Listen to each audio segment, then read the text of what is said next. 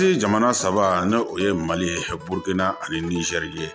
O jamana saba jamana ɲɛmaw kɔni sigira ka miiri ayiwa ne ka jateminɛ kɛ ka hakili faranfaraw kɛ ɲɔgɔn kan ka jira k'a fɔ ko fɛn min ye i y'a faamuya b'a la CEDEAO kɔfɛ ayiwa ko an na bɔ i y'a faamuya b'a la francophonie fana na ka sababu kɛ jumɛn ye degun min ye an ka jamana saba sɔrɔ ayiwa fɛn min ye ni organisation minnu bɛ yen n'o ye tɔnbaw ye an bɛɛ lajɛlen bɛ ɲɔgɔn sɔrɔ fɛn minnu na ayiwa ninnu kɔni ye sanction d'État ni o ye ɲangili bere ye ayiwa ni ka o kɔni da anw kunna fɛn min ye francophonie ye ni o ye diɲɛ tɔn ye tɔn min kɔnɔna na ayiwa fɛn min ye nanzarakan fɔlɔw ye n'o o ye faransɛkan ye faransɛkan bɛ fɔ jamana o jamana la o bɛɛ lajɛlen bɛ ɲɔgɔn sɔrɔ tɔnba min kɔnɔna na ayiwa anw ka jamana saba kɔni ye ayiwa gafe kɔni bɔ gafe min b'a yira k'a fɔ k'an bɛ bɔ nin tɔn in kɔnɔna na ka kɛɲɛ ni i y'a faamuya b'a la janfa minnu taara ka ɲɛsin an ka jamana saba ninnu nin kɔni kɛra communiqué min bilala nin dɔgɔkun kɔnɔna na